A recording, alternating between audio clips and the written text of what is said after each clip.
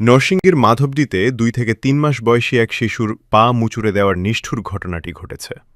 পারিবারিক কলহের জেরে লতা বেগম নামের এক নারী তার আপন ভাসুরের বড় ভাইয়ের ঘুমন্ত শিশুর পা মুচড়ে নির্যাতন করেন।